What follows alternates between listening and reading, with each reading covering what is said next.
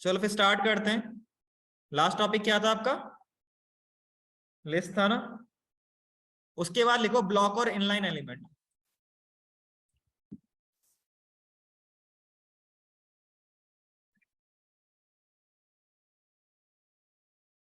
कुछ नहीं लिखना, बस ब्लॉक और इनलाइन एलिमेंट लिखना, बताऊंगा उसके बारे में। बाकी आप जब कोड जहां मिलेगा आपको तो वहां से आप देख सकते हो, मैं पूरा डिफाइन करके दे देता हूं वहां पे लिख के। ठीक है।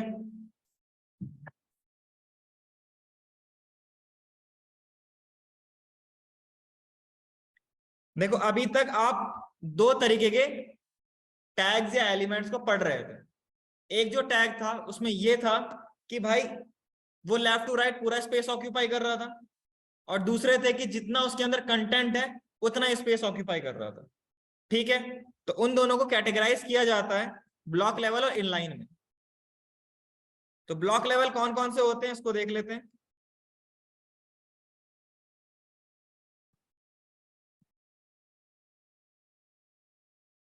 ब्लॉक लेवल वो एलिमेंट्स होते हैं जो लेफ्ट टू राइट पूरा स्पेस ऑक्यूपाई करेंगे। दूसरा केस, इसमें हमेशा याद रखना, हमेशा ये नई लाइन से स्टार्ट होता है।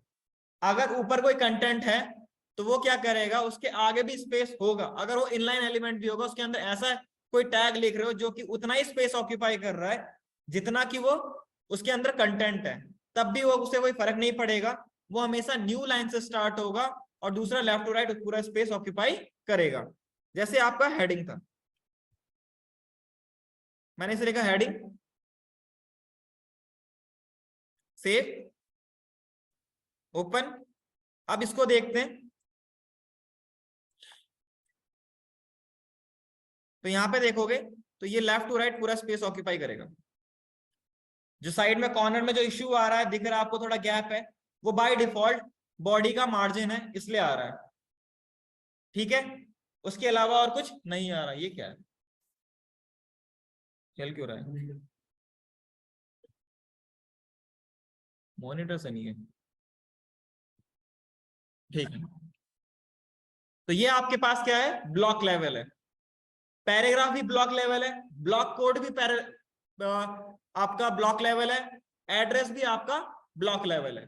जितने भी आपने टैग पढ़े होंगे जिसमें लेफ्ट टू राइट पूरा स्पेस ऑक्यूपाई कर रहा है, वो सारे ब्लॉक लेवल एलिमेंट है या टैग्स हैं। ठीक है। किसी को कोई डाउट है इसमें तो पूछ सकते हो। ऑनलाइन में किसी को डाउट है तो आप मैसेज कर सकते हो।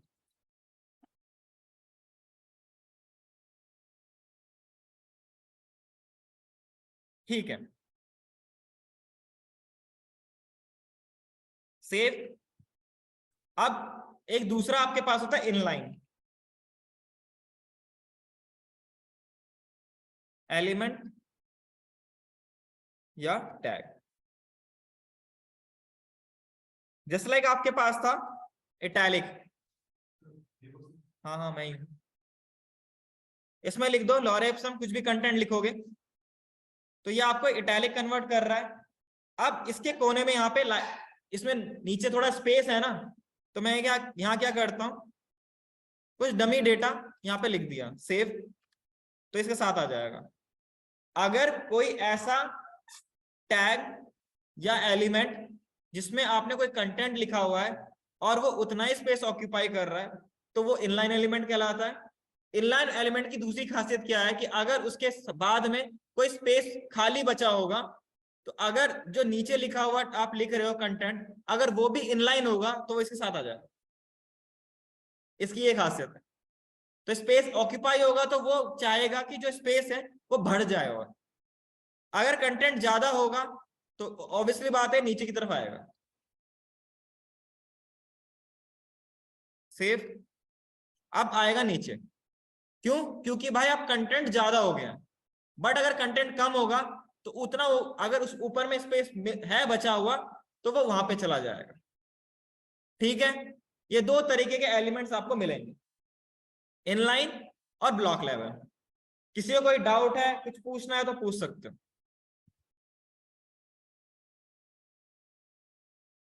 ठीक है, स्टार्ट करें आगे।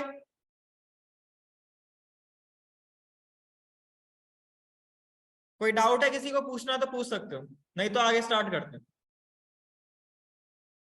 चलो फिर नेक्स्ट टॉपिक डालो क्लास। उससे पहले आईडी क्लास डालना, आईडी और क्लास।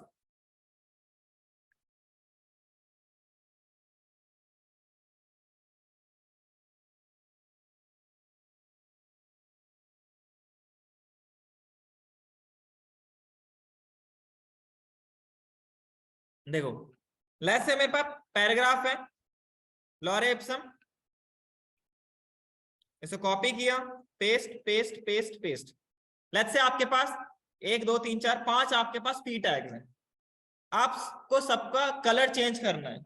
तो कलर चेंज करने के लिए हमारे पास 3 तरीके होते थे, इनलाइन, इंटरनल और एक्सटर्नल। जिसको नहीं पता कोई दिक्कत नहीं है, नेक्स्ट क्लास में बताऊंगा। ठीक है, इनलाइन मतलब क्या होता है, जो स्टाइल एट्रीब्यूट यूज कर रहे थे उसे हम इनलाइन कहते हैं। ठीक है, उसका ड्रॉबैक क्या था कि अगर आपको इसमें जो कोड लिख रहे हो, लेट्स से इसमें जो लिखा हुआ मैंने स्टाइल कलर कॉलन रेड, अगर मुझे सेम कलर इसमें चाहिए तो मुझे कॉपी करके पेस्ट यहां पे करना पड़ेगा। एक ही कोड को मैं 2 बार लिख रहा हूं, जबकि करना पी टैग के अंदर ही है। तो इससे बचने के लिए हम कोड को डुप्लीकेसी ना करने के लिए हम यूज करते थे इंटरनल। इंटरनल कैसे करते थे, हम हेड के अंदर जाते थे और यहाँ पे स्टाइल टैग यूज करते थे, एलिमेंट यूज करते थे और वहां जाके पी लिखते थे पैराग्राफ। इसमें तरीका क्या था, 3 तरीके होते हैं सिलेक्ट करने के किसी पैराग्राफ किसी भी टैग को with the help of CSS. वैसे 4 होते हैं, 3 के बारे में समझो अभी। एक होता है आपका बाय टैग नेम, दूसरा होता है बाय आईडी, तीसरा होता है बाय क्लास। हमने जो पहले देखा था उसमें देखा था टैग नेम से। अगर मैं इसमें क्या करूं, जाके कलर रेड लिख देता हूं तो इससे क्या होगा, मेरे को इसको लिखने की झंझट खत्म हो गई। सेव, यहां देखोगे, इसको ऑन लाइव कर लेता हूं। तो यहाँ पे जितने ही पैराग्राफ है मैंने एक कोड लिखा है और बाकी सब जगह में अप्लाई हो गया। ठीक है, ये होता आपका टैग के नेम से। टैग के नेम से नुकसान क्या है कि भाई लेट्स से मेरे पास एक पेज के अंदर 5 पैराग्राफ्स हैं और मुझे पांचों को अलग अलग स्टाइलिंग देनी है, बट मेरे पास तो टैग है ओनली। तो उस केस में ये क्या करेगा, अगर आप किसी पे भी अप्लाई करो तो सब में अप्लाई हो जाएगा। ये ड्रॉबैक है इसका टैग नेम के थ्रू। अगर पूरे वेबसाइट पूरे पेज के अंदर अगर एक ही आपके पास टैग अवेलेबल है, उस वो वाला जैसे आपका टेबल होता है, हम ज्यादातर एक पेज के अंदर एक ही टेबल को रखते हैं, मल्टीपल टेबल नहीं रखते। तो आप टेबल नाम से वहां लिख सकते हो, बट हर जगह तो ऐसा पॉसिबिलिटी नहीं है। हर जगह आपके पास बहुत सारे कंटेनर्स होंगे, अलग अलग स्टाइलिंग देनी पड़ेगी। तो उस केस के लिए आप यहाँ पे यूज करोगे आईडी और क्लास को। आईडी का मतलब होता है यूनिक। ठीक है, लेट्स से आपको ड्यूकेट आईडी मेंशन होती है। अगर मैं सबको सेम ही दे दूं, जैसे पैराग्राफ समझो, अगर मैं सबको सेम स्टाइलिंग दे रहा हूं तो सबका डेटा मैं कैसे गेट करूंगा। अगर स्टूडेंट को मैं अलग अलग आईडी ना दूं तो मैं उसके बारे में डिटेल नहीं पता कर सकता। ठीक है, तो उसके लिए हम देते हैं आईडी। तो हम वैसे ही टैग के अंदर भी देते हैं। याद रखना, एक टैग को या एक एलिमेंट को एक यूनिक आईडी प्रोवाइड करना। अब अलग एक ही आईडी को 2-3 बार मत यूज करना, वो बैड प्रैक्टिस कहलाएगा। हालांकि वो चल जाएगा, स्टाइलिंग परफॉर्म हो जाएगी, ऐसा कुछ नहीं कि नहीं हार्डकोर रूल है कि नहीं होगा, हो जाएगा। ठीक है, बट मत यूज करना। कैसे इंप्लीमेंट करते हैं उसको देखो। जितने भी बॉडी के अंदर आपको टैग अवेलेबल होंगे, जैसे आपका स्टाइल एट्रीब्यूट हर किसी का अवेलेबल था, ऐसे आपके पास आईडी एट्रीब्यूट है जो कि हर किसी को अवेलेबल होगा। हर कोई एलिमेंट हो या टैग हो आपके पास होगा, उसके पास आईडी होगा ही होगा। मैंने लिखा आईडी, इसके अंदर लिख दो मैं यूनिक नेम पैरा1, दूसरे वाले को पैरा2 दे देना, पैरा3, पैरा4, पैरा5, पैरा6 आप दे सकते हो। अगर आप अपने अकॉर्डिंग कुछ भी नाम दे सकते हो, आपकी इच्छा है, बट यूनिक रखना। अगर आप आईडी दे रहे हो तो किसी को भी आईडी मतलब आईडी एट्रीब्यूट को यूज कर रहे हो तो ठीक है। सेव किया। अब मुझे क्या करना है, यहां पे स्टाइलिंग परफॉर्म करनी है। ठीक है, अब यहाँ पे क्या है, पैराग्राफ है पी, मैं टैग नेम ले रहा हूं बेसिकली। अब मुझे आईडी लेना है।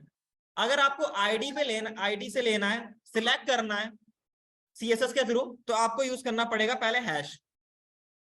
ठीक है, ये सिलेक्टर है आईडी के लिए। उसके बाद दूसरा उसका पैरा नेम, सेव, और यहां जाओगे, बस उसी पे ही आपका स्टाइलिंग परफॉर्म होगा जो कि आईडी जिसका वो है, उसके अलावा और किसी पे अप्लाई नहीं होगा। इसका बेनिफिट क्या हुआ कि अगर मेरे को नीचे वाले पैराग्राफ में कुछ और स्टाइलिंग कलर चाहिए तो मैं वो लगा सकता हूं, यूनिक हो जाएगा। इसका फायदा ये है। लेकिन कभी कभार ऐसे भी आपने कोड देखे होंगे, कुछ ऐसे लोग ऐसे कट इसे कॉपी करके इसको ही पेस्ट कर देंगे। स्टाइलिंग हालांकि परफॉर्म हो जाएगी, ऐसा कुछ नहीं है, ऐसा हार्डकोर रूल कोई नहीं है, बट ये बैड प्रैक्टिस है। ये जो प्रैक्टिस है ये बैड प्रैक्टिस है, ठीक है। तो ऐसा नहीं करते हम, अगर आप करोगे तो ये आपका ड्रॉबैक है। अगर आपका कोड कोई और देखेगा, आपका सीनियर देखेगा, हालांकि देखेगा, तो आप भी सुनोगे, हमने भी सुना है। तो जो गलतियां मैंने करी हैं वो मत करना आप, ताकि आप अच्छे डेवलपर कहलाओगे, ठीक है ना। अब हालांकि आप कर दोगे, ऐसा नहीं है कि नहीं करोगे, भाई ह्यूमन बिहेवियर है, आप करोगे काम, ठीक है।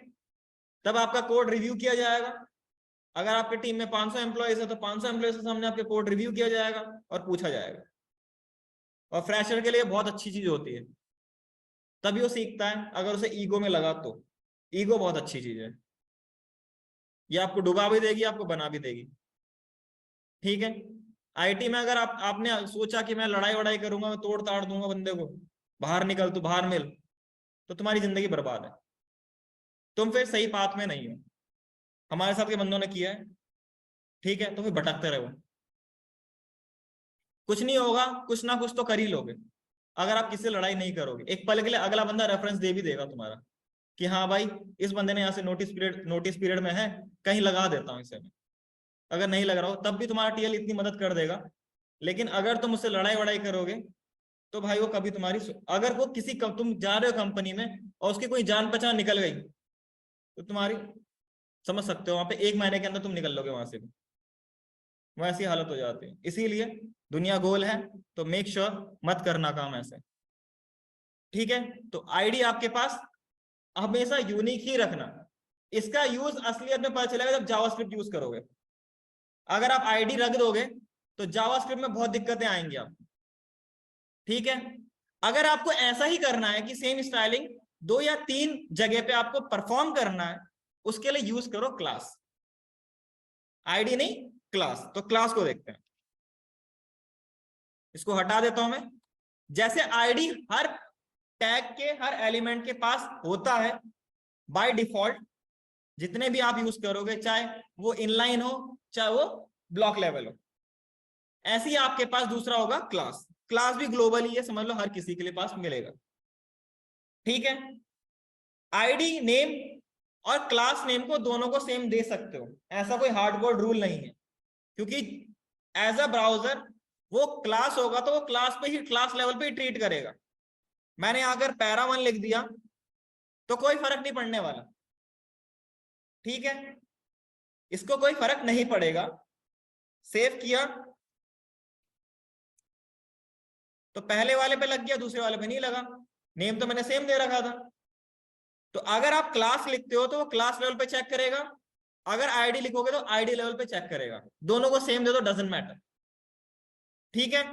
मैं अब यहाँ पे क्या करता हूं, अगर मुझे क्लास को एज अ सिलेक्टर करना है यूज, तो मुझे क्या लिखना पड़ेगा, सबसे पहले डॉट डॉट यूज करना पड़ेगा, और उसके बाद जो भी आपके पास नेम होगा, मैं लिखा पैरा 1 क्लास का, और यहाँ पे कलर ग्रीन, और ये आपका ग्रीन आ गया। एज अ बेस्ट प्रैक्टिस आप इसको कॉपी करो, मल्टीपल जगह लगाओ। अगर आप इसको ऐसे करोगे तो आपके अंडरस्टैंडिंग, क्लास का यूज क्यों करते हैं, क्लास का यूज इसलिए करते हैं कहीं पे आपको जरूरत पड़ रही है, ठीक है ना, सीएसएस लगाने की, और आपने पहले से सीएसएस लिखा हुआ है, तो आप उसको अप्लाई करने के लिए वहां पे लिख सकते हो। बट आईडी के साथ मत खेलना है, आईडी के साथ अगर करोगे तो बेस्ट प्रैक्टिस नहीं कहलाएगा। क्लास लेवल पे करो, सही है। हम टैग लेवल भी बहुत कम करते हैं, हम ज्यादातर क्लास लेवल और आईडी लेवल पे खेलते हैं, ठीक है ना। इंडस्ट्री में जाओगे तो भी आपको मिलेगा कोड। अगर आप कोई टेम्पलेट उठाओगे, घर जाके कोई टेम्पलेट, डमी टेम्पलेट उठा लेना, ठीक है ना, फ्री में बहुत सारी वेबसाइट मिल जाती है, उसके सीएसएस कोड देखना, टैग लेवल पे बहुत कम यूज होगा, उसके उस सबसे ज्यादा यूज होगा क्लास लेवल पे। क्लास का फायदा क्या कि आप बहुत जगह उस क्लास को यूज कर सकते हो, क्योंकि क्लास आपको फ्लेक्सिबिलिटी देता है, आईडी नुकसान देगा। ठीक है, क्लास को आप अगर आईडी चाहिए, लेट्स से कल को आप एक बटन क्लिक करवा रहे हो, पता कर रहे हो कि ये भाई किसने किया है, तो अगर क्लास दोगे तो आपके मल्टीपल चीजें आ जाएंगी। अगर आप आईडी दोगे तो आपको वही बटन का वैल्यू मिलेगा जिसपे आप क्लिक कर रहे हो। ये जीएस के थ्रू होता है। तो जीएस में बहुत इंपॉर्टेंट प्ले रोल अप्लाई करता है आपका आईडी और क्लास। तो मेक श्योर इसको अलग अलग ही रखना। ठीक है, किसी को कोई डाउट है, कुछ पूछना हो आईडी क्लास से रिलेटेड तो पूछ सकते हो, या टैग नेम से रिलेटेड पूछना है तो पूछ सकते हो। ये बेसिकली सिलेक्टर है। जब हम सीएसएस से पढ़ेंगे तो वहां पे एट्रीब्यूट सिलेक्टर भी होता है, हम इसके बेस पे, एट्रीब्यूट के बेस पे ही सिलेक्ट कर सकते हैं। ठीक है, बस उसको बेसिकली ज्यादातर हम उसमें करते हैं, फॉर्म में यूज करते हैं एट्रीब्यूट सिलेक्टर का यूज, बाकी जगह क्लास यूज ही कर लेते हैं, कोई फर्क नहीं पड़ता।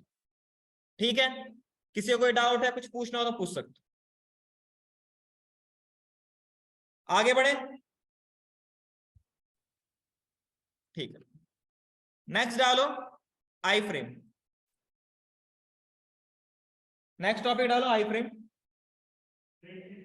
हाँ पूछो भाई। ये जब हम मल्टी बटन्स बनाते हैं अलग अलग मॉड्यूल्स में मेन्यू, ठीक है, तो in that case mainly classes he use होते हैं। हाँ, वो अगर बैड प्रैक्टिस है तो क्लासेस में बैड प्रैक्टिस नहीं होता, आईडी में। हाँ आईडी के थ्रू अगर हम उसके सीएसएस को लिखे हाँ ताकि हमारा बटन वैसा दिखे, हाँ, तो इन दैट केस क्लास की जगह हम आईडी से करेंगे तो ये बैड प्रैक्टिस है। बैड प्रैक्टिस इसलिए है क्योंकि भाई आईडी का मतलब होता है यूनिक। नहीं तो एक काम करता हूं मैं, डुप्लीकेट आईडी आपको भी सेम दे देता हूँ, दूसरे वाले को भी सेम दे देता हूँ, कैसे डिटेल मिलेगी तुम्हारी मेरे को? तो है सेम बटन, तो भाई है तो सेम बटन। मैंने अपने प्रोजेक्ट में कुल 10-20 जगह अपने डाउनलोड पे बटन। हाँ ठीक है, इन दैट केस तो हर एक बटन से वही काम है। हाँ काम तो वही है, क्लासेस को भी कर सकते हैं आईडी के थ्रू। हम बिल्कुल कर सकते हो भाई। आईडी का मतलब होता है यूनिक, ठीक, यूनिक होता है।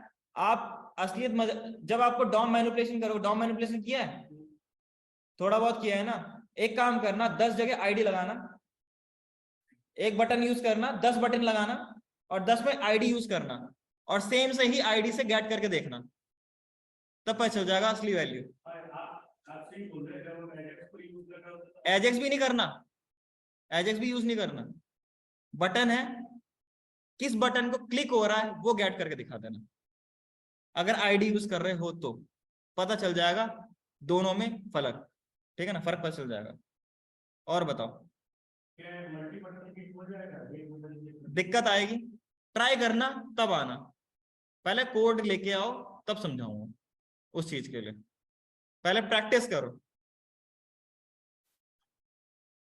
मधुर सर या नितिन सर से मांग लो गूगल मीट का लिंक, सॉरी गूगल क्लास का लिंक। आई फ्रेम लिख लिया, किसी को कोई डाउट अभी तक का? आगे बढ़ते हैं फिर। आई फ्रेम बेसिकली क्या है कि आपका एक बेसिकली एक अलग से कंटेनर है, उसमें आपको जो भी दिखाना है दिखा सकते हो, जस्ट लाइक वीडियो है, आप उसमें दिखा सकते हो। ठीक है, अगर आपको दूसरी वेबसाइट का पूरा यूआई दिखाना है वो भी दिखा सकते हो आई फ्रेम की मदद से। ठीक है, अब हम आई फ्रेम लगाते हैं।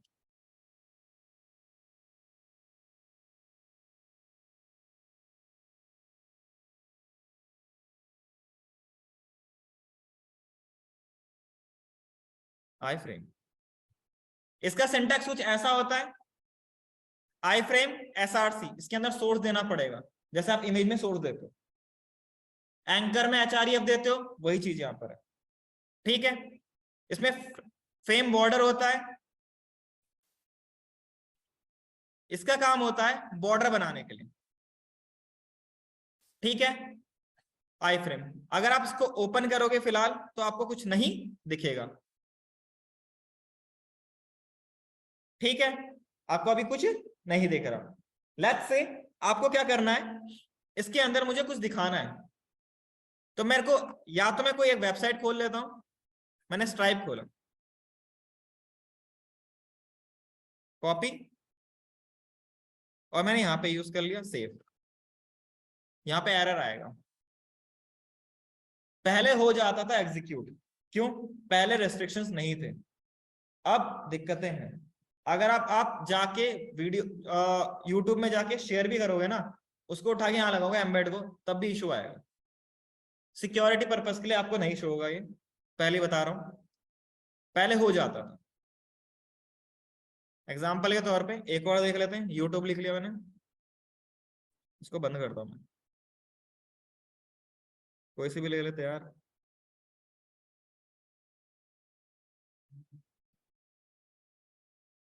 कोई भी ले लो यार। हाँ ये ले लिया। क्या क्या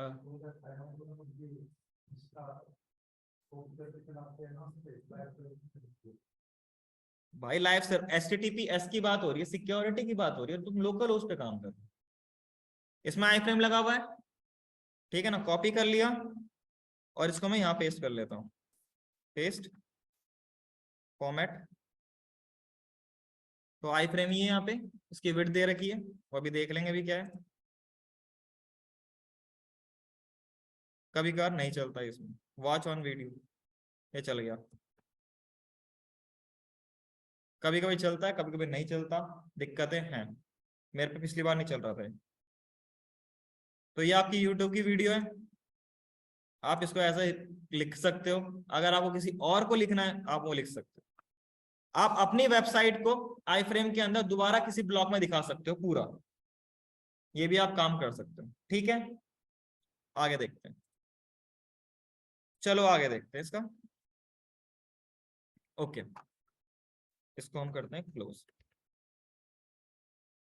ये भाई फॉर्मेट करने में ऐसा क्यों हो रहा है?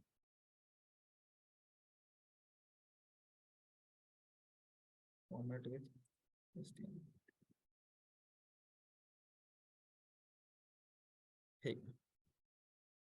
अब इसमें मैं नॉर्मल अपनी कोई वेबसाइट है, जैसे ये वाला था ब्लॉग आईडी और क्लास वाला, इसी को ले लेता हूँ ताकि मुझे यहाँ पे ये शो हो जाए। यार ठीक है, तो अब यहाँ पे आपको पूरी वेबसाइट दिख रही है, जो हमने वहां पे लिखा था ना, ये पूरी वेबसाइट आ जाएगी, ठीक है। ये आपका बाय डिफॉल्ट है, आप चाहो तो अपनी जो वेबसाइट बनाओगे उसको किसी ब्लॉक में अपनी वेबसाइट को क्लोन दिखा सकते हो दोबारा से, रेप्लिका पूरा, ठीक है। उसके बाद दूसरा केस क्या है, मेरे ये फ्रेम बॉर्डर का काम क्या है, ये बेसिकली बॉर्डर के लिए होता है। 1 लिख दोगे, सेव, तो आपको साइड में बॉर्डर दिख जाएगा, ठीक है। बॉर्डर आ रहा है आपके पास, इसका काम यही है, बॉर्डर देना। कुछ भी भाई, जैसा आपका मन करे, जो आपको लगे, जिसको यूज करना है, UI डिजाइनर जो भी करना चाहे कर सकता है, ठीक है। आगे बढ़े, मेरे को इसकी हाइट और विड्थ को सेट करना है, तो हाइट मैंने कहा 100 पिक्सल, पिक्सल ही होता है बाय डिफॉल्ट, तो 100 आ गया टॉप से, और विड्थ 100 लिख लिया, तो छोटा हो गया, ठीक है। तो ये आपके पास होता है आई फ्रेम। अगर किसी को कोई डाउट है, कुछ पूछना है तो पूछ सकते हो। हाँ आप पूछते हैं। अगर कुछ ऐसा जो आप बोले अभी बता रहे थे कि कुछ नहीं चल रहा, हाँ जैसे यूट्यूब के प्रेडिक्शंस के बारे में बोले, जैसे स्लाइड आपने यूज करा वो चल रहा, हाँ, तो उसके लिए क्या लाइव कर लो अपना वेबसाइट, लाइव कर दे तो सही। उसके बाद HTTPS में कन्वर्ट कर लो अपनी वेबसाइट को। HTTP लोगन आपको पहले मिलेगा, उसको HTTPS में कन्वर्ट करो, वो सिक्योर लेयर होता है, तब ट्राई करो, तब हो जाएगा। और पहली बात है कि कोई भी अपनी वेबसाइट को तुम्हें तुम्हारे उसमें क्यों दिखवाएगा, वो भी ट्रैक करेगा, ठीक है ना। कर लो पहले, जब तक तुम्हारी वेबसाइट में भाई कंटेंट लिखो, जस्ट लाइक तुम कंटेंट लिख रहे हो, किसी वेबसाइट पे कॉपी मार रहे हो, पेस्ट कर दो, कोई दिक्कत नहीं है। वेबसाइट वाले मजे ले रहे हैं, तुम्हारी जैसी वेबसाइट बड़ी हो जाएगी, तुम्हें ट्रैफिक अच्छा आएगा, तुम पैसे ज्यादा कमाओगे, तब वो मारेंगे इलीगल केस, और तब देना मोटा पैसा। इसीलिए तो कंटेंट राइटर की डिमांड होती है भाई, तो यही चीज है। चलो फिर आगे बढ़े। नेक्स्ट टॉपिक डालो आप। अच्छा, इसका परमिशन अगर लिया जा रहा है वेबसाइट से तो किसका? वो मुझे परमिट करते हैं कि हाँ तब भाई, तब तो तुम कुछ भी कर सकते हो भाई, तब तो तुम उसका पूरा क्लोन निकाल के अपने उसमें लगा दो, उनका पूरा डेटा भाई उनके उनके यहाँ पे जाके स्ट्राइप का अपना क्रेडेंशियल डाल दो भाई, तुम्हारे उसमें पैसा आएगा, वो लगा दो। ऐसा कुछ नहीं है, तुम्हारे ऊपर फिर राइट्स आएंगे तो कोई दिक्कत नहीं, एक बार खुली छूट मिल जाए। ठीक है, बिग बाजार हो गया, ये विशाल मेगा मार्ट हो गया, बोलते जितना लेना ले ले भाई, तो तुम तो छोड़ो ना उसे। ठीक है ना, अभी हुए थे हमारे यहाँ दंगे, ऐसे ही लूटा था लोगों ने, दुकान तोड़ गए बस। चलो फिर देखो, जैसे आप CSS को यूज करते हो ऐसे आप JS को भी यूज कर सकते हो। ठीक है, with the help of stripe script tag. ठीक है, इसको हम JS में देखेंगे। ठीक है ना, तो JS में ऊपर से देख, क्योंकि जो CSS जैसे आपने CSS में यूज किया है इनलाइन एक्सटर्नल इंटरनल, वैसे हम JS पे भी करते हैं। ठीक है, उसके बाद टॉपिक टॉपिक डाल लो HTML layout elements and techniques. तो इसमें ये सारी चीज लिख लो, हेडर, नैव, सेक्शन, आर्टिकल, एसाइड, फुटर और डिटेल।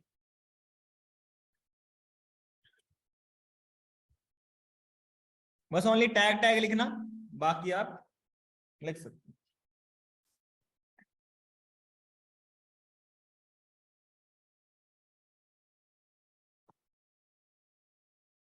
क्या हो गया, पेन में क्या देख रहा है, चल नहीं रहा, लिख डाला।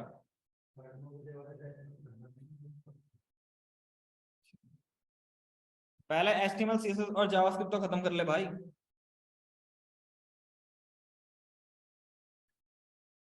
अगर पढ़ना ही है तो डायरेक्ट एक काम करो, 6 बजे वाले बैच में आ जाओ JS पे, वीकडेज में, वहां से स्टार्ट कर लो JS।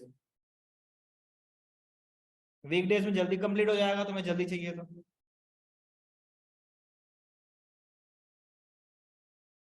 ठीक है भाई। भाई एक चीज समझ में नहीं आ रहा, कितनी जल्दी होती है भाई बेटा, जितनी जल्दी रहोगे उतनी जल्दी इंडस्ट्री से बाहर भी चले जाओगे। कितना जल्दी लगा रहेगा तुम्हें कि जितनी जल्दी खत्म हो रहा है। जल्दी मत करो भाई, धीरे धीरे सीखो।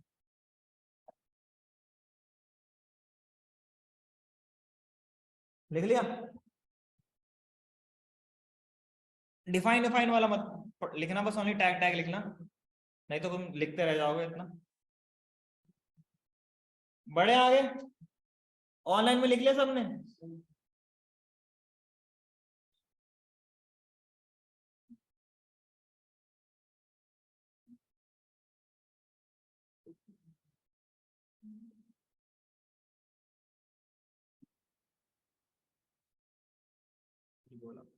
ओके, लिख लिया सबने? ठीक है, स्टार्ट करते हैं।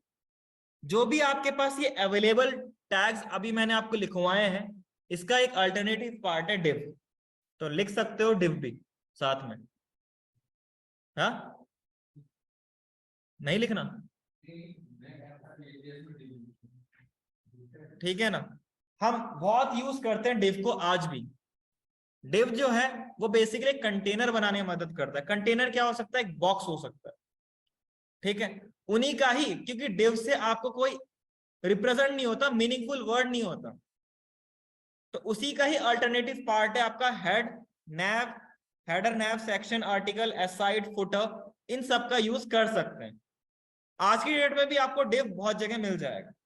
ठीक है, एग्जाम्पल के तौर पे करते हैं इसे काम, जस्ट लाइक कंटेनर लिखा मैंने .html।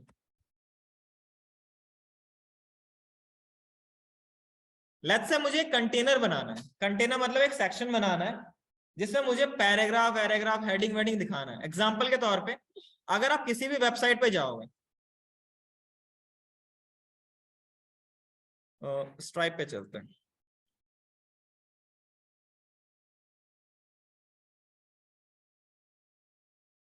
अगर आप इस स्ट्राइप पे जाओगे, अगर प्योर HTML की बात करूं तो ये ऐसा नहीं दिखता, ये पूरा स्पेस करता, लाइन लाइन ऑक्यूपाई करता। आपके पास अगर ये देखोगे तो इसको ड्रैग करोगे तो ये एक अलग से कंटेनर है, ये एक अलग से कंटेनर है। इमेज वाला सेक्शन। अगर आप जाओगे तो ये एक अलग से कंटेनर है, ठीक है, उसके अंदर ये आपका एक अलग से कंटेनर है। इसमें पार्टीशन दिखोगे थोड़ा बॉक्स टाइप का बनेगा ये, घर जाके देख लेना, अभी नहीं दिख रहा होगा इतना, घर जाके देख लेना। हर एक कंटेनर है, एक बॉक्स है, इसके अंदर आपने क्या है, टैक्स को यूज किया हुआ है, ठीक है। तो इसको कैसे बनाते हैं, मैंने लिखा डिव, जो पहले यूज होता था अभी भी यूज होता है, लेकिन ये पहले से चलता आ रहा है, HTML 1 2 3 4 जो समझना वो समझो, ठीक है। अब यहाँ पे मैंने लॉरेप्सम लिखा, इससे पहले मैं नहीं, इसको हटाओ, कंट्रोल Z, इसको पैराग्राफ के अंदर लिखता हूँ। ये क्या है, अच्छा आई फ्रेम है, इसको हटाओ।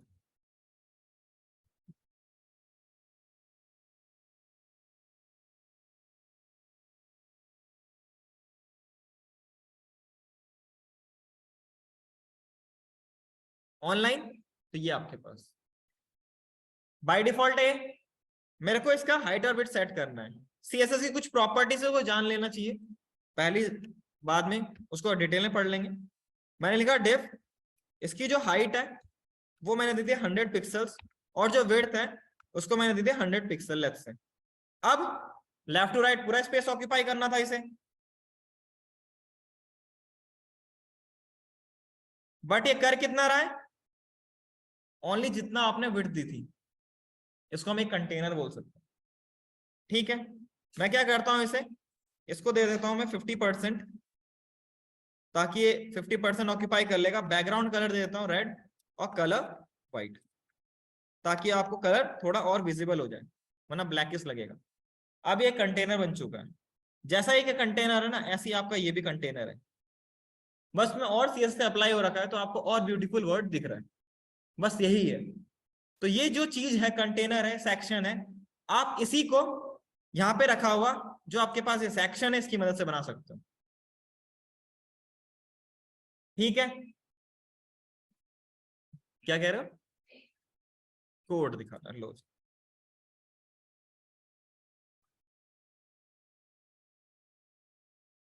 ठीक है, इससे बना सकते हैं। अभी क्या है, इस कंटेनर को कोई मतलब नहीं है, लिटरली इसका कोई मतलब नहीं है। अगर मैं इसको हेडर में यूज करूंगा तो मुझे ऊपर जाके कमेंट लिखना पड़ेगा भाई कि ये हेडर है, और सीरियसली ये पहले होता था। अगर पहले के कोड देखोगे, HTML 4 या 3 का टेम्पलेट ढागे देखना, मिल जाएगा, उसमें आपको डिव मिलेगा और ऊपर उसमें कमेंट लिखा जाता था, ताकि पता चल जाए कि ये किसका पार्ट है, ये हेड का पार्ट है, बॉडी का पार्ट है। क्योंकि हमारे पास जब कोई वेबसाइट बनाते हो तो उसमें 3-4 चीजें कॉमन होती है। एक होता है हेड, जो कि अलग पार्ट होता है, एक होता है फुटर पार्ट जो नीचे का पार्ट होता है, एक होता है बॉडी का पार्ट। बॉडी के अंदर 2 सेक्शंस होते हैं। अगर आप डैशबोर्ड बना रहे हो तो, अगर आप वेबसाइट बना रहे हो तो बॉडी एक पूरा पार्ट है। अगर आप एक जैसे लाइक ये लैंडिंग पेज टाइप का बना रहे हो, ये पेज बना रहे हो, तो इसमें जो आपको ये दिख रहा है बॉडी पार्ट, ये वाला पार्ट पूरा, ये जो दिख रहा है यहाँ कंटेंट वाला पार्ट, ये नीचे वाला जो है फुटर वाला पार्ट है, ये फुटर पार्ट है। इसके ऊपर और यहां तक ये आपका बेसिकली एक बॉडी पार्ट है। इसमें इमेज में जो लग रही है, ये जो पार्ट है आपका हेडर पार्ट है, ठीक है। अब मुझे पहले क्या था कि मुझे डिव लिखना था, फिर उसके बाद हेडर लिखूं, फिर नीचे फुटर लिखूं, ऐसे लिखना पड़ता है, होता डिव ही था, ठीक है। इसी को रिजॉल्व किया हमारे जो सिमेंटिक टैग्स जो ये आप देख रहे हो इसने। अगर आपको हेड में यूज करना है तो अब हेडर यूज करो, ये बेस्ट प्रैक्टिस है। इससे ये रहेगा कि आपको लिखने की जरूरत नहीं पड़ेगी, आपको ऑटोमेटिकली पता चल जाएगा ये हेड का पार्ट होगा। नाउअडेज ऐसे काम होता है। हाँ, टैग्स है, वही टैग है जो डिफ कर रहा है काम, वो ये करते हैं, ये भी वही करते हैं। सारे ब्लॉक लेवल एलिमेंट्स हैं, न्यू लाइन से स्टार्ट होते हैं, सॉर्ट ऑफ, ठीक है। अब अगर आपको आर्टिकल लिखना है तो आर्टिकल लिख सकते हो, वरना डिव यूज करना पड़ेगा वहां पे। आर्टिकल के अंदर 2 चीजें होती है ना, एक होता है हेडिंग पार्ट, एक होता है पैराग्राफ पार्ट। तो उसके अंदर पैराग्राफ यूज कर रहे हो तो वहां पे आप आर्टिकल लिख सकते हो। अगर आपको साइड में आपको वो चाहिए नेविगेशन, अगर आप कोई डैशबोर्ड खोलोगे, एग्जांपल के तौर में दिखाई देते हैं, जब पढ़ा है तो देख लो। जैसे आपका ये डैशबोर्ड है, इसमें ये जो पार्ट दिख रहा है आपको, ये वाला पार्ट, ये नेविगेशन वाला पार्ट है। इस पे देखोगे तो ये भी अब नेविगेशन वाला पार्ट है, ये टॉप नेविगेशन कहलाता है। अगर आप डिजाइनिंग पार्ट से ज्यादा ताल्लुक रखते हो तो ऐसे बोलोगे आप, ठीक है। ये आपका क्या पार्ट है, एसाइड वाला पार्ट है, इसलिए इसके लिए एसाइड टैग,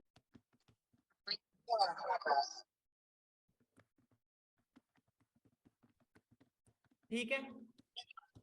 और दिख रहा होगा सबको, हाँ ठीक।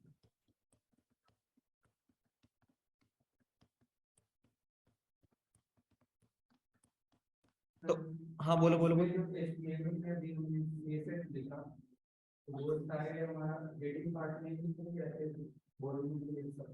जहां मन करे, तुम्हारी इच्छा है, तुम डेवलपर हो, ऊपर नीचे दाएं बाएं जहां लिखना लिख सकते, बट ऐसी जगह लिखना जहां गाली ना खाओ सीनियरों की, सिर्फ साफ बोल रहा हूं, ठीक है। भाई होने के नाते बता रहा हूँ, बॉडी के अंदर बस ओनली टैग ही लिखना, कभी स्टाइल स्टाइल मत लिख देना, वरना तुम्हें कोई कुछ नहीं बोलेगा, तुम्हारे इंक्रीमेंट में इफेक्ट पड़ेगा। तुम्हारा जो सीनियर होगा उसका फीडबैक लिया जाता है जब तुम्हारा भाई इंक्रीमेंट का टाइम आता है। हमारे साथ भी ऐसे ही होता है, हुआ था भाई, हमारा सीनियर से ही फीडबैक लिया गया था, और वो बताएगा नहीं कि क्या फीडबैक दिया, 4 तक नहीं बताएगी तुम्हारे सीनियर ने तुम्हें क्या फीडबैक दिया है। हाँ तुम भाई अच्छे होनहार हो अपने सीनियर के, तो तुम्हारे सामने बताए क्या देना है बता दे, 5 में से क्या रेटिंग देनी है, उस हिसाब से तुम्हारी सैलरी बढ़ेगी, ठीक है। तुम्हारे पास एकमात्र हथियार है, तुम्हारा कोड। अगर तुम अपने कोड को जस्टिफाई कर सकते हो तो भाई तुम कैसे भी हो, डजेंट मैटर, तुम्हारी सैलरी हमेशा इंक्रीमेंट होगी, ठीक है। तुम किसी किसी के सामने गुणगान नहीं गाते, जो सॉर्ट ऑफ थिंग है, तुम किसी से कुछ नहीं बात कर रहे, कोई फर्क नहीं पड़ता, तुम कंपनी का काम करके दे रहे हो, तुम्हारी इंक्रीमेंट होगा अच्छा खासा। अगर तुम भाई ज्यादा ही चापलूसी में लगे हुए हो तो कुछ नहीं होता भाई, सबसे ज्यादा रेड उन्हीं की मारी जाती है, ठीक है। हमारे साथ बहुत हुआ है ऐसा, हमारे साथ के लोग थे, बहुत पेले गए भर भर के, रुला रुला दिया एंड टाइम में, ऐसे ऐसा समझ लेना। तो इसीलिए ऐसे काम मत करना, अपने कोड पे जितना काम कर सकते हो उतना काम करो, जब तक तुम सीख रहे हो। कंपनी में तुम सीखोगे नहीं, तुम काम करोगे, पहले ही बता रहा हूं मैं भी यही सोच के गया था, रात रात भर बैठाया था, छोड़ा भी नहीं था भाई, बहुत बुरा हाल किया था। ऊपर से पूछता था मैं, सर सो जाऊं, क्या ना बेटे करो। सुबह 4 बजे मैं लैपटॉप बंद करके सो जाता था, मैं पूछता भी नहीं था उस टाइम पे फिर। और सीनियर भी अच्छे थे लेकिन जगते थे भाई, ऐसा नहीं। अब वो कुछ भी कर रहे हो अलग बात है। चलो, मैं कहा था, हाँ याद था। तो ये वाला पार्ट आपका एसाइड वाला पार्ट है, ठीक है।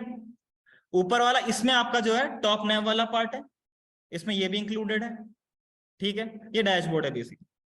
आपके पास जब आप कंपनी में काम करोगे और कहीं पे आपको डैशबोर्ड बनाना पड़ेगा तो आप ऐसे ही बनाओगे।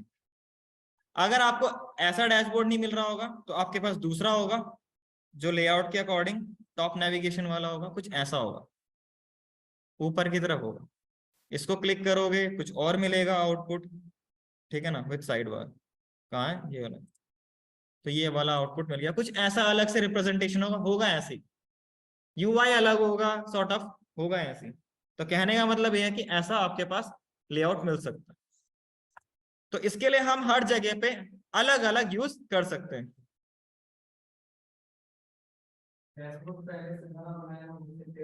व्हाट्सएप ग्रुप, रुको, व्हाट्सएप ग्रुप मेरा नहीं है, ना मुझे ऑथराइज किया गया है व्हाट्सएप ग्रुप में।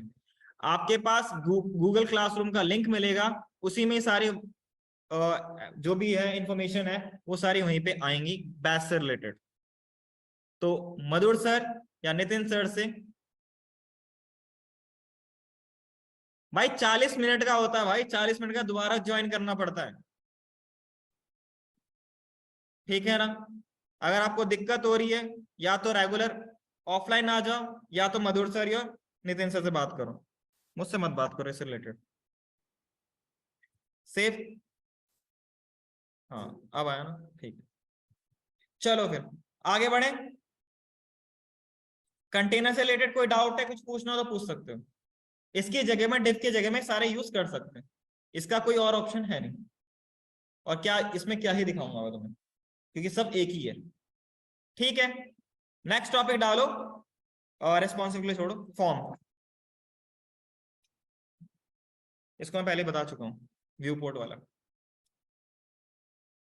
देखो फॉर्म का यूज हम बहुत ज्यादा करते हैं, चाहे आप बैकएंड डेवलपर हो चाहे आप फ्रंट एंड डेवलपर हो, आपका बहुत हेवनली यूज होगा। इसीलिए चाहे आपको HTML में कोई टैग ना आता हो, फॉर्म के बारे में जरूर जान लेना, नहीं तो तुम कभी भी बैकएंड में बैकएंड ही रह जाओगे, कभी UI में नहीं आ पाओगे। और अगर आपकी कंपनी में हो सकता है कि UI डेवलपर, जो फ्रंट एंड डेवलपर था, वो चला जाए किसी दिन और काम हो अर्जेंट, तो तुम उसको बग को फिक्स भी नहीं कर पाओगे, ये भी इशू आएगा। इसीलिए नॉलेज होनी चाहिए, अगर नहीं होगी तो भाई कोई स्टार्टअप कंपनी आपको नहीं लेगी।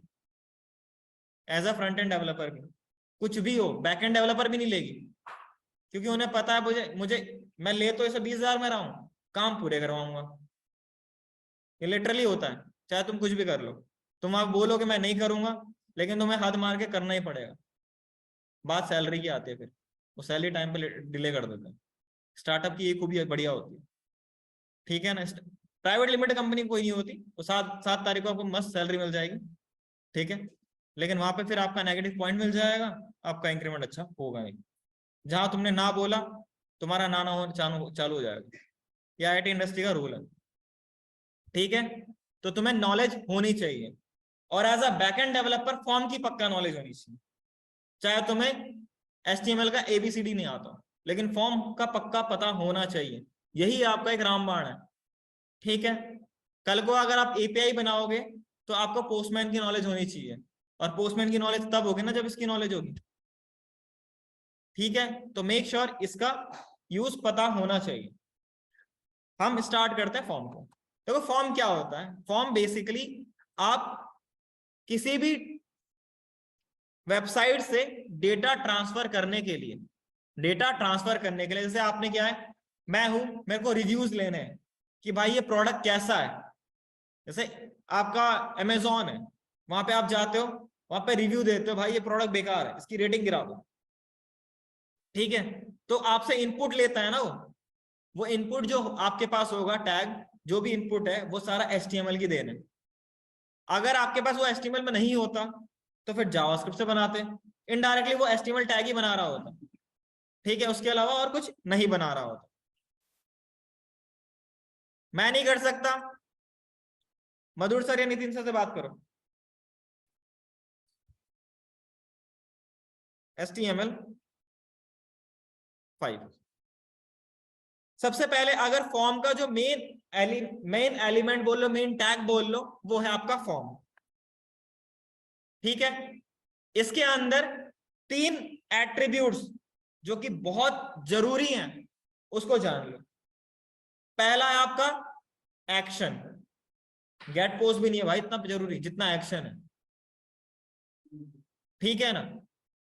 आपके पास है सबसे पहले एक्शन, दूसरा आपके पास है, बात मत करो भाई, पोस्ट, सॉरी मेथड, बुला देते भाई। तीसरा है NC टाइप।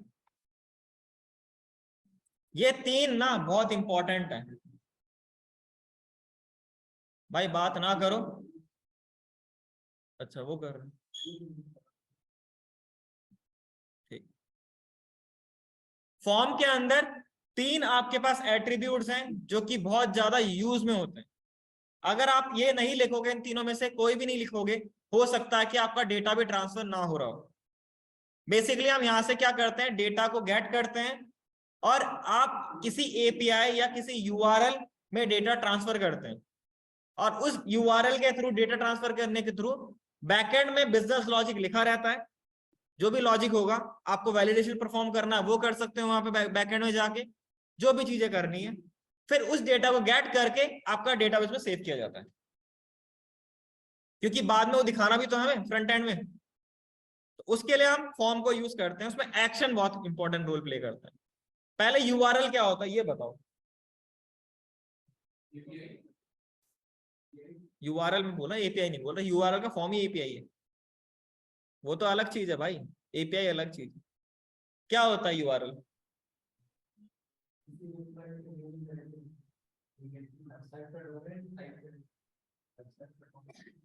वेबसाइट का डोमेन। अच्छा, मैंने डोमेन परचेस कर लिया, मेरा यूआरएल बन गया। देखो सबसे पहले, हाँ बोलो बोलो बोलो बोलो। सर्वर लोकेशन, सर्वर लोकेशन, ठीक है, मेरे पे आईपी है, मैं डोमेन परचेस नहीं कर रहा, चलाओ फिर। क्या है? मेरे पे आईपी है, सर्वर है, आईपी है, तुम हर किसी को आईपी बांटते मिलो, मैं डोमेन नहीं कर रहा परचेस। तब सही बोल रहा हूँ। यूआरएल जो होता है उसे कहते हैं यूनिफॉर्म रिसोर्स लोकेटर, कहां पे आपका डेटा सेव हो रखा है, रख रखा है आपने, ठीक है। सबसे पहले इसमें जो आता है वो आपका सबसे मेन इंपॉर्टेंट होता है, वो डोमेन। डोमेन क्यों इंपॉर्टेंट होता है भाई? मैं कोई वेबसाइट लॉन्च कर रहा हूं, मैं जिस जगह पे उसे क्लाउड में डालूंगा ना, उसका एक आईपी होता है जो कि एक यूनिक होता है, ठीक है। अब मैं जाके, पहली बात तो मैं क्यों दिखाऊं उस आईपी को कि मेरा डेटा कहां पे मैंने सेव कर रखा है या स्टोर कर रखा है या पब्लिश कर रखा है क्लाउड में। पहली बात, पहला क्वेश्चन तो यही आता है, क्यों कराऊं, क्यों दिखाऊं भाई अपनी, नहीं तो भाई मेरे को नुकसान है वहां से, ठीक है, वहां से नुकसान है। क्यों नुकसान है भाई? हैकर की यही नजर रहती है भाई, लूप होल मिल जाए बस, पहला केस। दूसरा केस आपके पास ये आता है कि भाई हर कोई आईपी को याद नहीं करेगा, क्योंकि एड्रेस जो होते हैं ना, इन डिजिटल जो भी आप बोल रहे हो उसमें आईपी होता है ना। उसके बाद अब अगर मुझे हर किसी को बताने से, google.com है, हर किसी को पता है, गूगल डॉट की आईपी किसी को पता है? वो याद करेगा? नहीं करेगा। तो आपके पास एक डोमेन भी होना चाहिए। डोमेन क्या होता है? एक यूनिक नेम होता है। पहले था कि भाई इंडिया में कोई और डोमेन ले रहा, यूएस में भी सेम डोमेन ले लेते थे। एक बैंक फ्रॉड आया था बढ़िया वाला, उस टाइम के बाद जो जब भी आप कोई डोमेन परचेस करोगे तो आपको www वेब पे हिट करके पहले चेक करना होगा कि उस नेम से कोई डोमेन ऑलरेडी एग्जिस्ट है कि नहीं है। अगर नहीं होगा तो भाई वो आपको शो कर देगा। कभी कभार ऐसा भी होता है कि .com नहीं अवेलेबल है, .in अवेलेबल है, वो ये बताता है, क्योंकि भाई आप एक डोमेन को नहीं खरीद सकते जो पहले से परचेज्ड है। खरीदना पैसा तो मोटा, ठीक है, उससे खरीद लो 1 साल के लिए, क्योंकि 1 साल तक वैलिड होता है कोई भी डोमेन, 1 साल तक वैलिड होता है बाय डिफॉल्ट। आपको 3 4 5 साल के लिए इकट्ठे लेने हुआ तो अलग है, आप ले सकते हो, बट आपको एक यूनिक डोमेन चाहिए।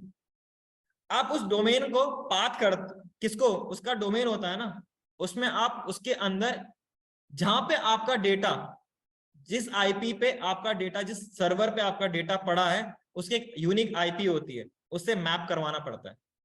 अगर आप मैप नहीं करवाओगे तो नहीं चलेगा, वो आपको 404 या फॉरबिडन या परमिशन डिनाइड, एक्सेस डिनाइड, ये सब आता रहेगा उसके पास, ठीक है।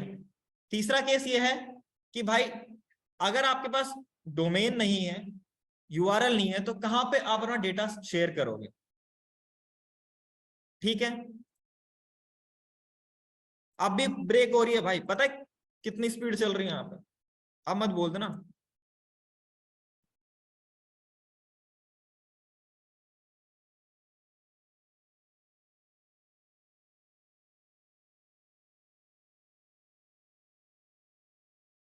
अब मत बोलना कोई ब्रेक हो रही है स्पीड,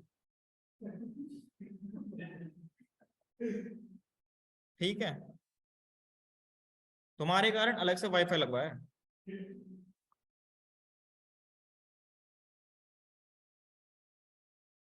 भाई अपना नेट चेक करो फिर, जो भी हो, नेट चेक करो भाई, नेट चेक करो, मैं इसमें कुछ नहीं कर सकता भाई। मेरा जो स्पीड है वो देखो कितना जा रहा है, डाउनलोडिंग 46 है, अपलोडिंग 39 है, बहुत है भाई। मुझे नहीं पता भाई, फिर सॉरी, मैं कुछ नहीं कह सकता।